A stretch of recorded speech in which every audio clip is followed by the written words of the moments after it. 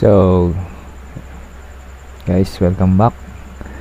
Babalik tayo sa ating channel. Ang topic natin for today is about sa electrical floor plan, electrical plan ng isang bahay. Ituturo ko sa inyo yung basic kung paano magbasa o kung paano mag layout ng electrical plan sa isang bahay. Applicable din to sa mga electrician natin na iba na hindi nakapag-aral kung paano mag layout sa isang bahay, kung ano ba talaga yung mga standard na dapat gawin bago simulan yung electrical wiring works. So ito yung sample ng drawing, drawing ko.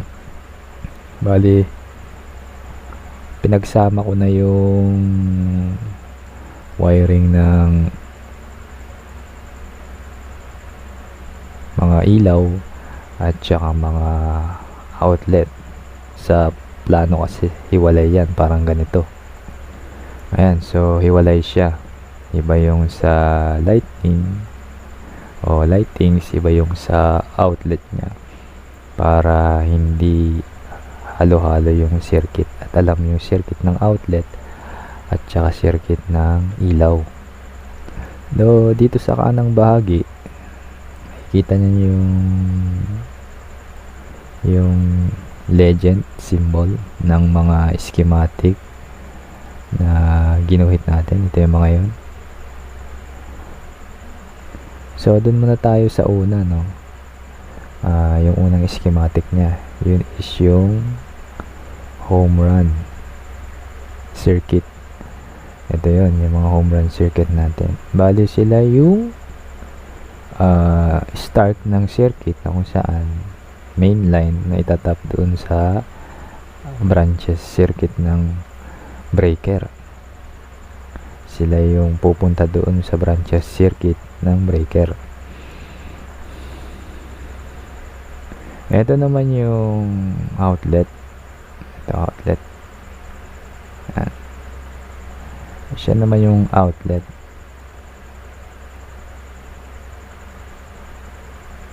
Tugang. Yan naman yung schematic diagram nung symbol ng isang outlet.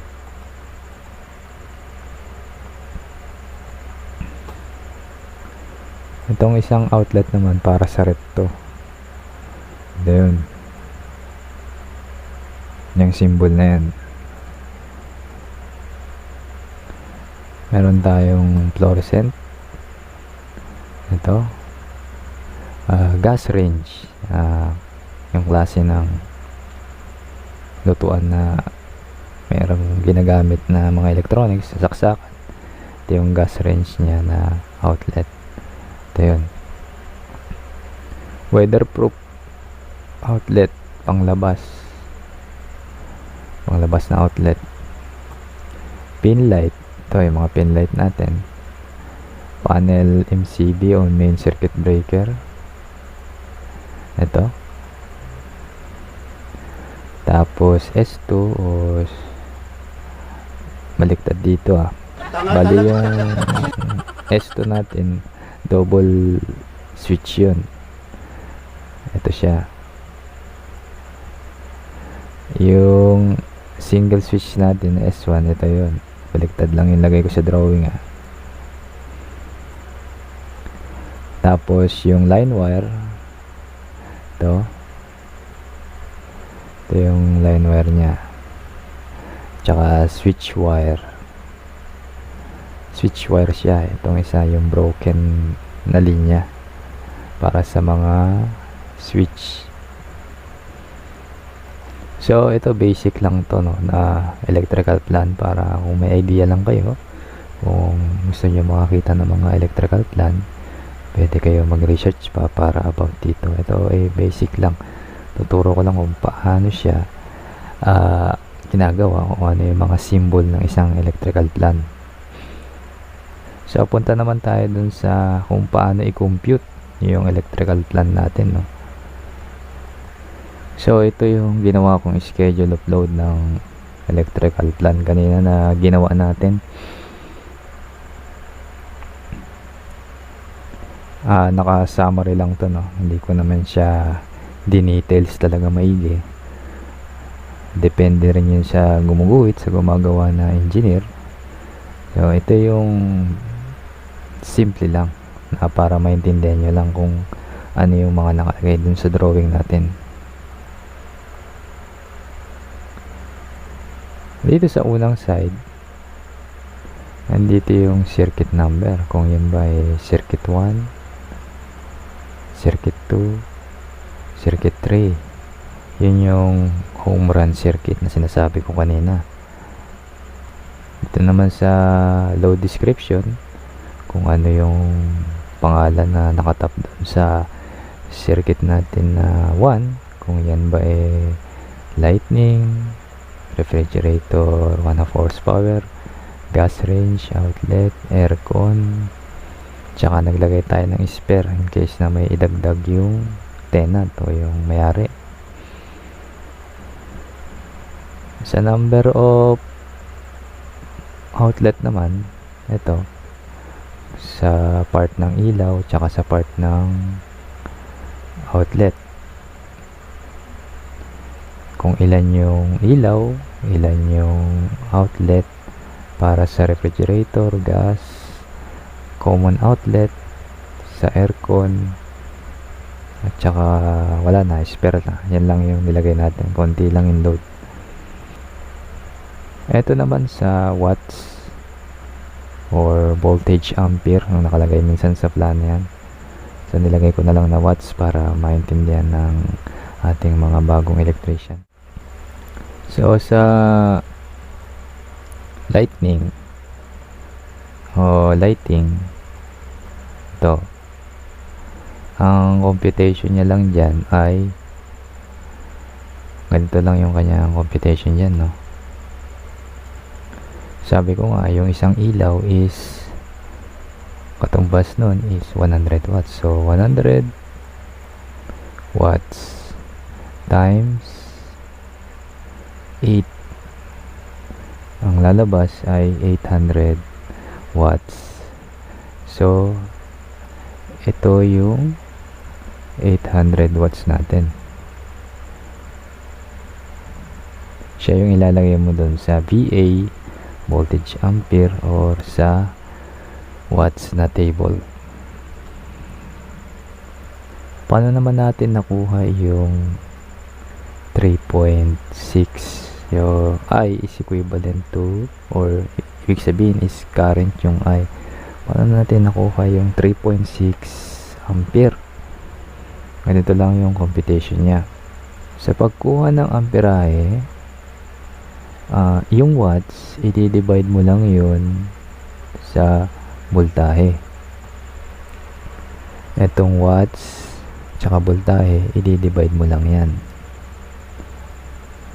So ilaw, 800 watts na ilaw divided by 220 volts, ang lalabas ay 3.6 ampere. Kaya yun ang lumabas na ilaw. So paano ko naman, halimbawa kung kukunin ko yung watts, so ibaliktad lang natin yun, times na lang, times mo lang yung 3.6 times sa voltahe 220 volts, ang lalabas ay 800 watts. Yan ang lalabas kung kukuha ka lang ng watts. Pag kukunin mo naman is amperahe, 800 divided by 220, ang lalabas doon is amperahe. Makikita nyo yung formula dito sa baba. Ito, ilagay ko yung formula niya sa baba. Pagkuha ng amperahe, pagkuha ng watts, tsaka mga demand power na i-explain pa natin mamaya.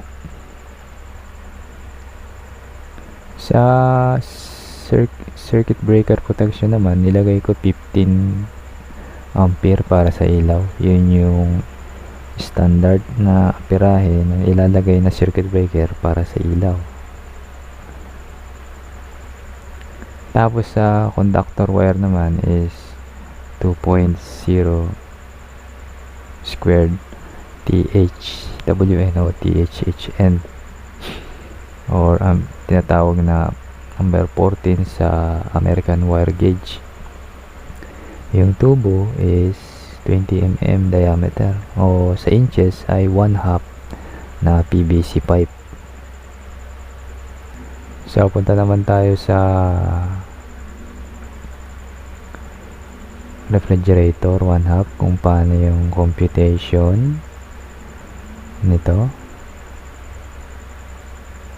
Sa refrigerator naman, ang equivalent ng isang 1 horsepower is 746. So hinati ko lang siya, 746 divided by 2, 373 watts. Yung 746 watts, ginawa ko lang 373 watts. So yung lalabas niyang amperahe is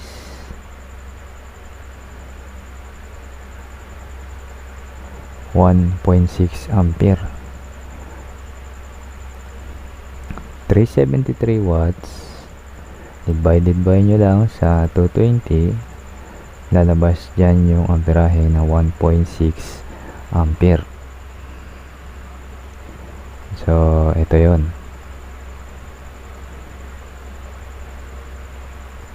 Sa PEC naman, ang outlet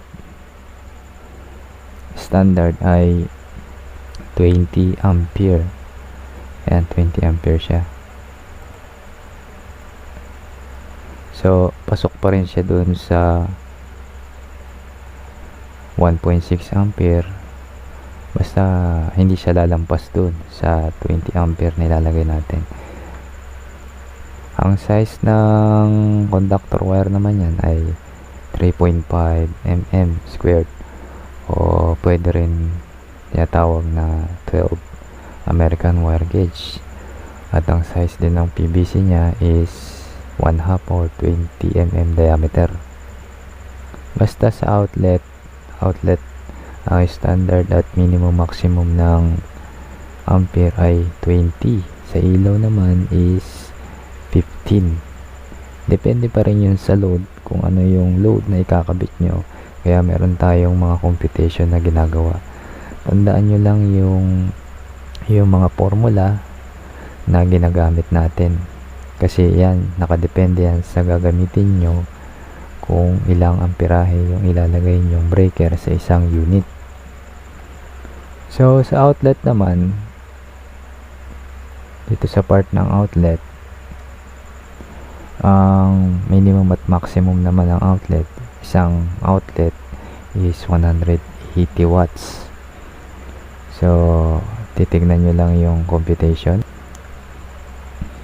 180 watts times 8 outlet, ang lalabas is 1,440. So para kunin yung amperahe, i-divide nyo lang yung 1,440 divided by 220. Ang lalabas nun ay 6.5, or ayan, ang lalabas dun. So ang lalabas dun ay 6.5, at ang breaker nya ay 20 amps din. Yung wire nya, ganun din yung wiring nya, no? Same lang sa baba, pati tubo 1/2 yung tubo, tapos yung wiring is number 12 or 3.5 mm squared. So lipat naman tayo sa aircon. Ito, kung paano makuha yung computation nito. Ganun lang din yung rotation ng computation natin, no? Ito lang yung computation natin.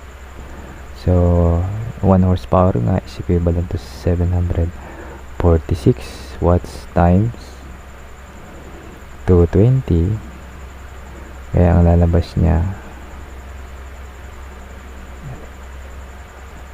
so yun nga lang ang computation natin, no? Ang isang horsepower ay 746 watts divided by 220, kaya ang makukuha nyo ay 3.3 ampere. Babalik try mo kung watts ang kukunin mo is times 220, ang lalabas ay 746. So ganun lang yung computation yan. So doon na tayo sa computation. Sa total ng ilaw ay meron akong at outlet, meron akong 17 ampere, no, hindi ko na siya compute sa demand factor. So mamaya na natin compute yan. Punta naman tayo sa aircon. So yung aircon naman is 3.3 ampere. Ta-times nyo lang siya sa maximum na to ng standard ng PEC sa computation ng overprotection current na 225%. So computation nyo lang siya sa 2.5, ang lalabas dun ay 8.25 ampere. Yun ang kanyang overprotection current na kailangan para sa kanyang circuit. Sa rep naman, same lang din. Ang rep ay 1.6 times 2.5. Ang overprotection current niya is 4 ampere. Alam naman natin yung mga gamit natin, hindi naman sabay-sabay umaandar yan eh. So kaya in-apply ko tong computation. Pwede rin yung computation ng klase para sa motor, yung 175%, 125% na naayon dun sa computation ng PEC. Bali yung computation is para naman sa mga motor na dire-diretso yung andar niya, no? Yung percentage na yon. So nakuha na natin yung total current ng ilaw outlet, ng aircon, at saka ng refrigerator. Pagsasamahin na natin siya lahat gamit dito sa bandang baba. So dito sa may bandang baba, kukumpute na natin yung kabuuang total nitong mga to. 4 ampere sa refrigerator plus 8.25 ampere sa aircon plus 17 ampere sa lighting at saka outlet. Ang lalabas niya is 29.25 ampere ang kabuuan niyang total. So compute natin siya sa 80%. Compute natin siya sa 80% DF or demand factor. Kasi nga sabi ko nga kanina, yung appliances natin hindi naman sabay-sabay umaandar lahat yan, no? So meron dyan na yung iba is pag umaga nakapatay yung mga ilaw, pag gabi doon na binubuksan, minsan nanonood ng TV, minsan hindi. So dyan pumapasok yung sa PEC ko, yung pagkukompute gamit ang 80% demand factor. Bali ito na yung maximum, no? I-compute natin siya kung ilang percent ang magagamit niya natin gamit ang formulang ito.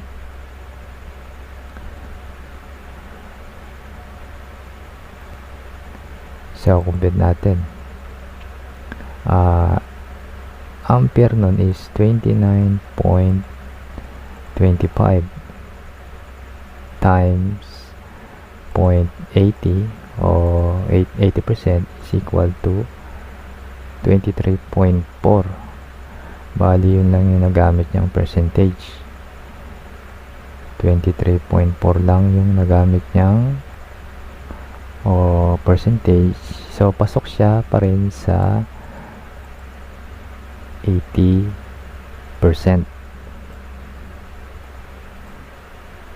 So dito naman tayo sa baba kung paano makuha yung kanyang breaker, yung sa main breaker niya. So 29 ampere yung kabuuang total ng load. Lahat, kabuuang total is 29 ampere. Paano ko nakuha yung 50 ampere trip or ampere rating? So, ito yung paano natin nakuha. Kung makikita nyo dyan, 50 to 40. So, sa 40 is TW or UF wire. Sa HW, THWN, THW, 50 amps ay katumbas ng 8.0 o number 8 na wire. So, pasok yung ating computation doon sa pagkuha ng total ampere load natin. Pwede nyong gawing 40 ampere. So, mubra kayo ng konti. Pwede nyong gawing 50 or 40 amps yung main breaker nya. Kasi meron ka namang protection na doon sa main na yun. Pwede ka namang magtaas. Pero kung gusto nyo, taas nyo pa ng konti. 50 na yung itaas nyo para kung sakali may spare kayo nga, hindi pa rin siya lalampas. So, dito naman tayo sa service entrance conductor, kung paano ko ito ginamit ko, paano ko nakuha yan. Dalawang 8.0, bali dito yan sa main natin. Paano ko nga ba nasabing 8.0 yung ginamit kong wire na gagamitin dun sa main? So, ito yon. Dito siya makikita sa table na to. Makikita nyo rito yung 50 THH and THW and 50 amps. So, ang wiring niya ay 8.0. Bali, dito kayo babase sa table na to kung kailangan yung magbase doon sa kinakabit yung mga circuit branches. Nandito na yung maximum nun, tsaka nung klase ng wire na gagamitin nyo, nakasulat dito. Sa grounding naman, gumamit ako ng isang wire na 5.5 or Gs, THHN o THWN. Pwede din aluminum gamitin nyo dyan pang grounding sa earth ground. Tapos ang gagamitin kong tubo sa raceway ko is 25mm diameter RSC. So, rigid steel conduit yung gagamitin natin. Recap lang tayo, no? Sa pagkuha ng ilaw, katumbas ng isang ilaw na unit is 100 watts. So, kabuuan yan, kung ilang meron kayong ilaw, kung walong ilaw, 800 watts. I-divide nyo lang yun sa 220 para makuha nyo yung 3.6 ampere. Sa rep or sa horsepower na motor, ang isang horsepower is 1 horsepower is 746 watts. Sa kalahati, divide nyo lang sa 1/2 yun. Divide nyo lang sa kalahati is 373 watts yung makukuha nyo. 373 by 220, 1.6 ampere. Standard ng breaker dyan is outlet is 20. Sa ilaw is 15. Lagi yung tatandaan yan, no? Sa outlet naman, 180 watts ang isang outlet. So, 180 times 8 is 1,440. So, 1,440 divided by 220, ang lalabas ay 6.5 ampere. Sa 1 horsepower na aircon, 746 watts divide 220, ang lalabas ay 3.3. So, ang kabuang load na makukuha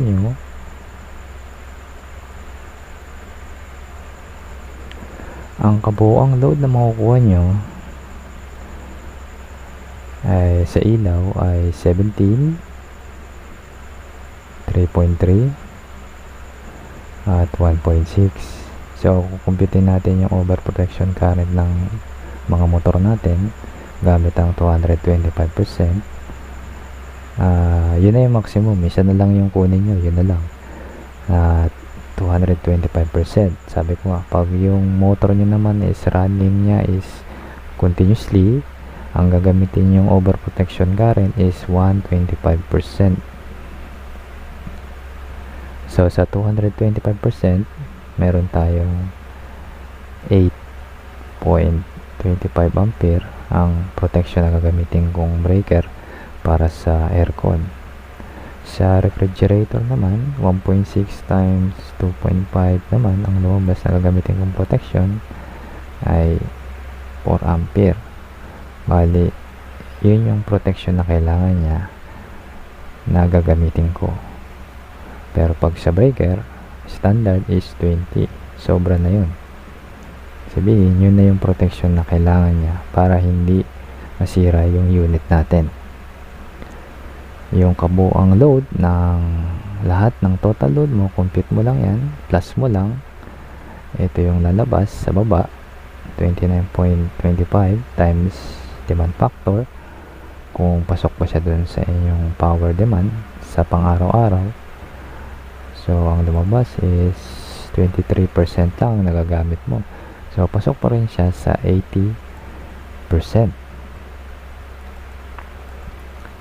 Ang kabuuang load current nga niya is 29.25 ampere. Kaya ang ginamit kong breaker, main breaker ay 50 ampere trip or ampere rating 50 ampere. So pasok siya doon sa 29.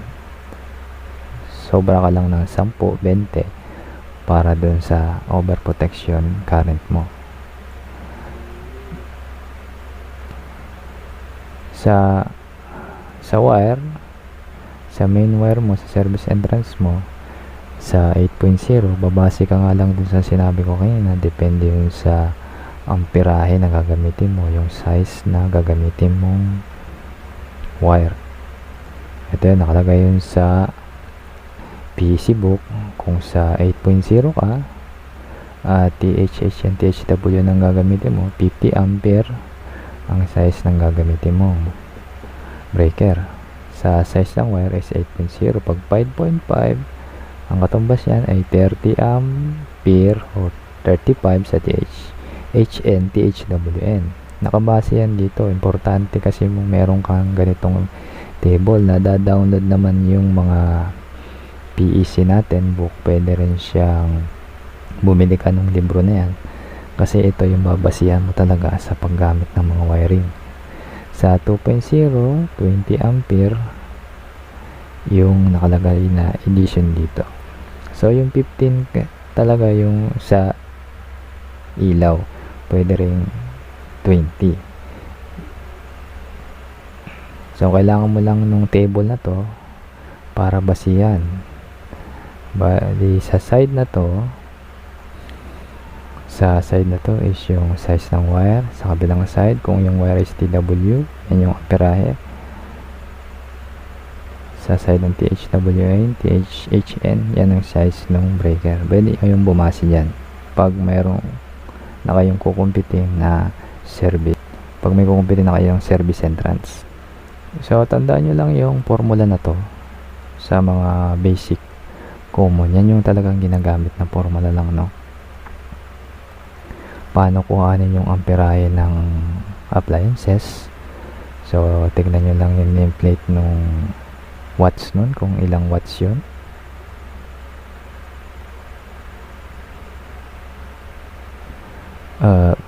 Divide nyo lang sa correction lang sa formula, no? Kung kukuha ka ng ampere, watts or power divided by 2 volts, ang lalabas dun is ampere. Pag sa watts naman ang kukunin mo, current times mo sa voltahe, ang makukuha mo is watts. kung nakuha mo na yung current ng unit, halimbawa yung current ng unit is 1.6, gusto mo makuha yung watts, ilang watts yun, times mo lang sa voltahe, makukuha mo na yung watts. Kung kukunin mo naman yung current o amperahe, so watts lang or power, divide mo lang sa 220, makukuha mo na yung amperahe ng unit.